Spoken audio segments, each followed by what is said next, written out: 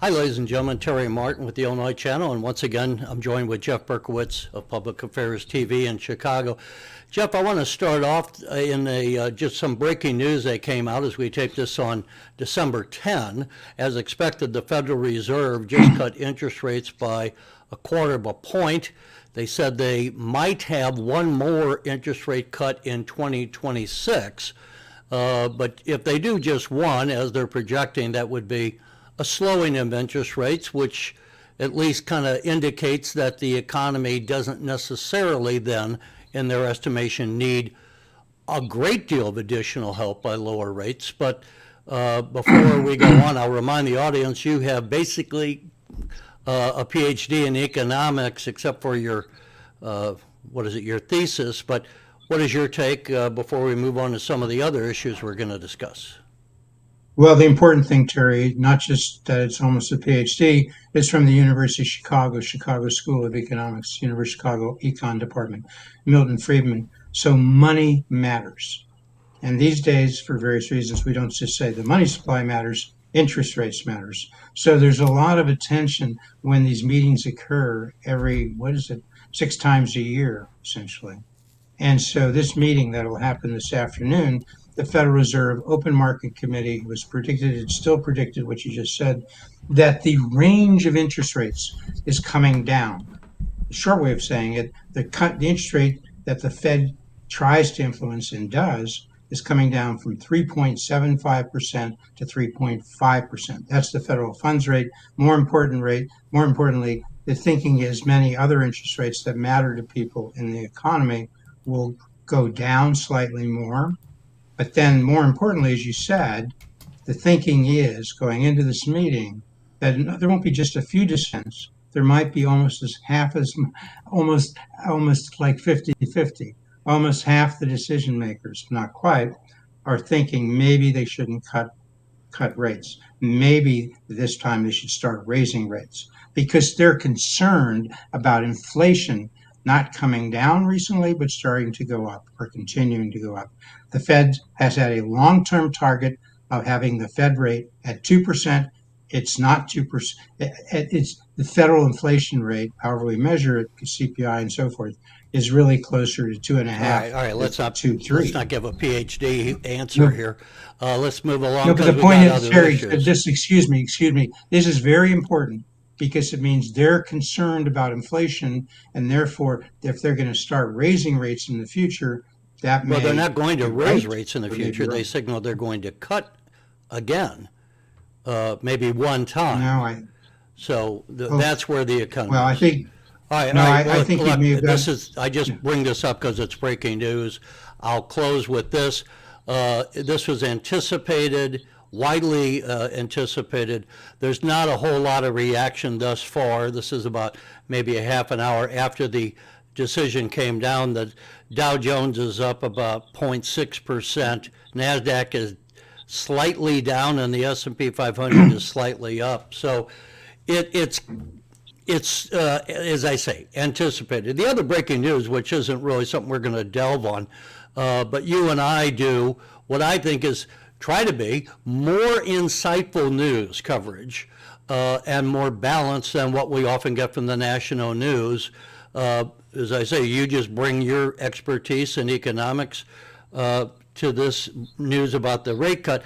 But also going on is that the world of news has changed, and today CBS News just announced that Tony, and I don't know how to pronounce his last name, Dokopil, will be the new CBS News anchor. That's under the new head of CBS News, Barry Weiss, trying to bring a little more balance to CBS, which has widely been criticized by many as having been moving too far to the left and always taking a leftist spin rather than a more balanced spin on news. So we'll just have to see. This is part of the panoply that we all live in at this time. Since I kind of threw that at you, let me get your response to if you have one. Right. Quick response. Barry Weiss, for people who don't know, has been a long time liberal. So she's hardly an historical She's conservative, no but MAGA she is follower. no MAGA, but she has split. She has split with the ultra liberals, the ultra woke liberals, and that's important. So she's still a liberal. She still differs. She still has a partner who I guess she refers to as her wife. And she knows many, when she spoke to the Federalist Society, who invited her as a conservative group, and they accepted her. She said, I know there are many people who differ with me on my choices on those issues, and yet I am with you on many other issues now. So this is a big, big change that channel CBS News is making. They are starting to react Let me and throw be, in one other if thing, not, and this is well, an issue. big I deal. mean, It's we a got big other deal. things It's a we big want to deal. talk about, but again, this is going on, and how all of us get our information. We need to factor this in when we hear information. Just other people commenting on this. Uh, just on Sunday, 60 Minutes, which I will say used to be my favorite show to watch. Now I rarely watch it because CBS News has been so infiltrated with just a leftist sentiment. You had Leslie Stahl interviewing Marjorie Taylor Greene, and it was kind of, this Leslie taking a very antagonistic approach instead of a neutral approach to interviewing this congresswoman who has broken to some extent. She's still a real conservative, but instead of Leslie just opening up a balanced interview, she's taken this hostile approach. And so I think this is the thing. Why is there a Jeff Berkowitz with Public Affairs TV? Why is there a Terry Martin with Illinois Channel TV?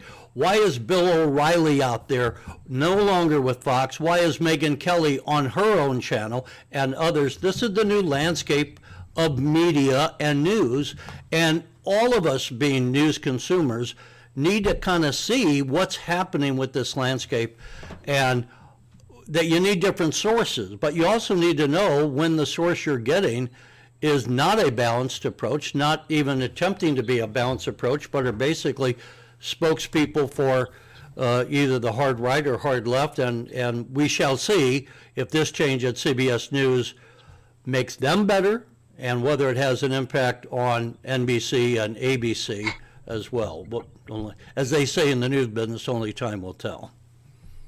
Any last words before we move along? Right. People have to know they have to curate their own news. They can't rely on their favorite station, because if they do, they're missing out on the world. Whether their favorite station is MSNBC, now MS Now, or whether it's Fox News. Cannot rely, folks, liberal or conservative. You got to do a little thinking for yourself. You got to broaden your outlook. You got to curate the news. If you watch Fox all the time, occasionally watch CNN, maybe even MSNBC or MS Now. If you watch MSNBC all the time, you got to watch Fox. Because just the example is, if you only watched MSNBC, you were shocked to learn that Biden was basically mentally incapacitated. But if you watched Fox, you actually saw it. Not because they're biased, because they showed it. But if you only watch Fox, you're going to miss some things you could learn and should from CNN. The other thing, and and let me add, MSNBC. and this will lead into the next thing we're going to talk about, which is the whole immigration issue, the open border under Biden. During Biden's tenure, Fox was the only one of the major networks, not NBC, not CBS, not ABC. Fox was the only one to assign a reporter to covering what was going on at the border, and basically the other three networks just paid no attention to that. And that was Right. the leading issue in the 2024 presidential election, the border being open and the impact of all these illegal immigrants coming across the border on the nation. It's just shocking at how the news, can you imagine Walter Cronkite ignoring this, and how the news has changed in our lifetime with our longevity. I mean, we know how the news has changed, and so it's important that we mention it. Speaking of that, let's move along. Let me just, Terry, All right, it's go important. ahead. I can say it in 30 seconds. Similarly, You know, Google, everybody knows Google. You know the second most site that people go to? YouTube. YouTube. And how do I know this? Because recently I did a 7-minute video that has now gotten 50,000 views, which is a fair number for me, going to 100,000. I discovered a trick. That's all. And I learned that YouTube is the second most popular site to Google. So people need to go to YouTube if they want to see a lot of things that they're otherwise missing. Well, the other thing So they is, got to see I'm that's going to play a important. clip here, a couple of clips from Bill O'Reilly. Bill O'Reilly, Megan Kelly, I don't have a clip from her, but both of them who had been with network news, corporate news, have all said they would never go back to working for a corporate news entity again. The freedom that they have to express, and by the way, the former, if I don't drop her name here, former 60 Minutes, Lara Logan, has her own show as well, former 60 Minutes correspondent, who basically said the same thing. In each case, they didn't want to be controlled by corporate masters. Now, that said, one of the big issues in Illinois, in Chicago right now, and this is issues that are going to be going forward into 2026. As everyone who watches us know, 2026 is going to be an election year of a new Congress and governors and senators. So this issue matters, and that's what's happening around the country with these illegal immigrants and the effort by the Trump administration to get a handle on it. And as everyone in Chicago and Illinois knows, Governor Pritzker, who may be running for president, he is running for a third term as governor, has been fighting the Department of Homeland Security and saying, as a sanctuary state, they're not going to cooperate with what the Department of Homeland Security is trying to do in Chicago. And of course, that has also brought out a lot of protests in Chicago. Jeff, we'll get your comment, but first let's hear what Mr. Bill O'Reilly had to say about the governor not cooperating with DHS. The Homeland Security comes out with a press release, and it says that under Pritzker for this year, 2025 so far, there's 1,768 criminal illegal aliens, all right, that have not been turned over to ICE. 5 homicides, 141 assaults, 23 burglaries, 24 dangerous drug offenses, 10 predatory sexual offenses, 15 weapons. Even though those are the charges against the undocumented people, Pritzker won't hand them over. So there he is, Jeff. A lot of issues there relative to crime. The governor has said that he's for removing illegal aliens here who have criminal records. He's just not for removing those whose only crime was entering the country illegally. You're in Chicago. You know how this is played. You know the sentiments. What's your response to what Mr. O'Reilly had to say? And by the way, let me in case people missed it, he was quoting from a press release from the Department of Homeland Security. Those are the numbers they're putting out. All right, go ahead. Okay. What I want to see, Terry, is I want to see the equivalent of what we used to call in academia a refereed article, something that I can trust. I don't want to see just a press release. That's fine. I'll read the press release. I want to know the data behind it. I want to know who's got the data, and I want to see it debated. I mean, he says there 1,768 criminal violations, meaning not just it is a crime to come across the border illegally, but he's saying a criminal act was committed. Does he mean it was accused, it was convicted, and what was happened? I want to see the damn details, okay? No, he's not saying, he's not saying, the intent there is not convicted. They didn't go to court. Well, I want to see that, Terry, and because if it's so here's the question. Then I want to 1,700 allegations. I don't know what to do with that. Okay, that's all. And I don't want people talking about that number unless they know what the hell it is and they've seen the data behind it. And I don't care whether it's CBS. Hang on, before you go on a rant. Yeah. I want to say neither you or I. Yes. O'Reilly's quote here was Yeah. from yesterday. That's when this was posted on YouTube. So it's new stuff. Neither you or I have read this. So before you start haranguing, you haven't read the press release. I haven't.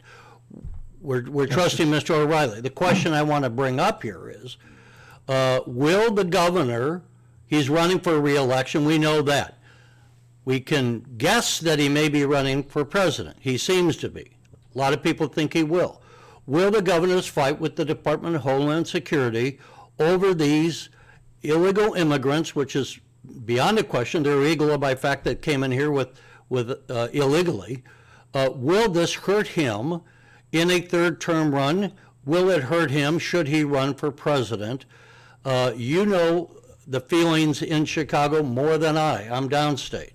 What is the feeling in Chicago, and your thought of whether or not he will be impacted one way or the other? It will hurt him definitely in Illinois if, here's the big if, there's a guy running for governor in the Republican primary named Ted Dabrowski. He's articulate, he's thoughtful, he's data-based. He's got $1 million now, which is $1 million more than the front runner, the guy who ran last time, Darren Bailey, okay? And if he can raise that to 2 or 3 million in the primary so he can get his message out, you'll hear Ted's message, not just about immigration, but you'll hear that, but you'll hear about the lousy schools, the lousy performance of the public schools, especially with minorities, blacks reading at 10 to 20% at grade level. You'll hear about crime coming down, but doing much worse in Chicago than other cities. And for the 14th year in a row, tops in homicides. So you'll hear about you'll hear all of that. We say crime, we say schools, we taxes. Okay, so the point is there's going to be a else. whole lot of issues, and a lot of these are interconnected with the impact of the illegals. Not all of them. The Chicago public schools have been failing for a long time, long before Biden became president. But there is an 40 years, impact 40 of years. these, and I would say you hear about we played a clip last show about flipping Chicago red. I forget the individual's name who was testifying before a House committee in Congress, but she was saying about the impact on the black community in Chicago by these illegal immigrants. Now, that said, I want to play one more clip from Bill O'Reilly's show, BillO'Reilly.com. Let's hear what he had to say yesterday. So, what is this? Federal law is over, federal law trumps, pardon the pun, state and local laws. That's what the Constitution said. So if you pass a crazy law in your state and the feds go, no, then the federal law takes precedent. And Pritzker goes, I don't care. I'm not cooperating with federal law. You know, JB, if I'm Attorney General, I'm coming after you with everything I got. So Jeff, there you are. You also have a law degree, I should say for the public, and here, Bill O'Reilly. Is Bill O'Reilly right?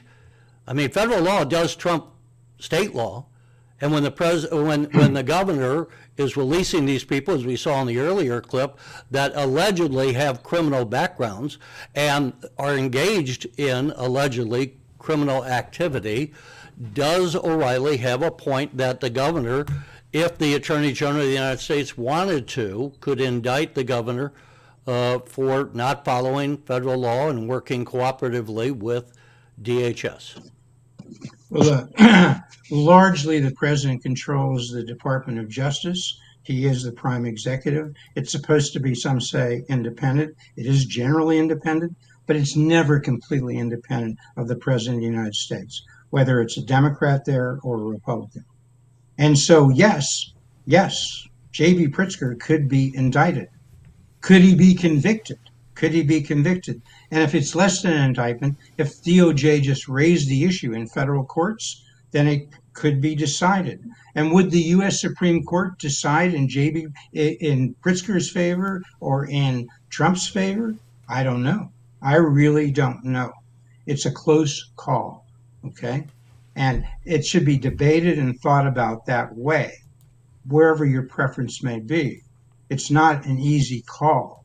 because although federal law generally preempts state law, as we all know, I think Brown v. Board of Education, I think that date, if I remember is right, is really the landmark case in Look, here's the other. education that you Okay, can't. Here, no, let me just finish, Terry. Don't just let me go. finish. Short. 1954. President Eisenhower said to Orville Faubus, I was the governor, you're not standing in that door and not letting black kids in that schoolroom, okay? And they should go just down the street, be separate but equal, because it's no longer equal, okay? So he sent the troops down and Faubus To back down. enforce the and Supreme Court federal law. ruling of 1954. This was around 1957, if I recall, the Little Rock Seven, and they were forcing, they were integrating the schools. The governor tried to block it. Eisenhower federalized the National Guard. So yes, it's Right, a precedent that Trump has as president, and But now it's the hold on, governor, hold on. so to speak, standing in the schoolhouse door. And by the way, Right, but same hold with on. Kennedy and George Wallace in Alabama, 1962. Same thing. Exactly right. Exactly right. Boy, did they thank Bobby Kennedy because he spoke to JFK and he said, you got to do something here. Don't worry about the politics. RFK was saying to his brother, don't worry about the damn politics. You got to show them who's who and who's standing with the people who want this, who immigration is legal and blacks have rights as much as whites.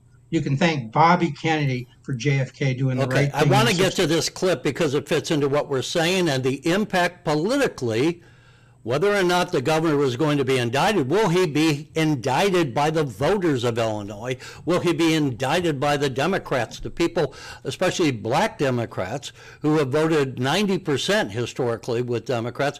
Is this going to undermine the support for the Democratic Party, the support for J.B. Pritzker in Cook County at large? This is Stephen A. Smith. Back on Labor Day, there were 58 people shot in Chicago, and Stephen A. Smith was on News Nation with Chris Cuomo. Here's what he had to say at that time about the political implications. Let's go. Yo, what are you going to do about it? It's one thing to say, Trump, don't send in the National Guard. It's another thing for the president to come out of his mouth, I'm here to help if they ask for it, and then for you to say no, and then try to implement laws in place that would prohibit him from sending help. Wait a minute. When that happens, you can't point the finger at Bill O'Reilly. You can't point the finger at Chris Cuomo. You can't point the finger at people that are and just say, oh, it's really not politics. Who the hell are they? It's all about politics if you're a governor and you're going to take that position. So, Jeff, according to Stephen A. Smith, who has some sense, I think, about what's going on in the world, at least his opinion matters to a lot of people, is he right?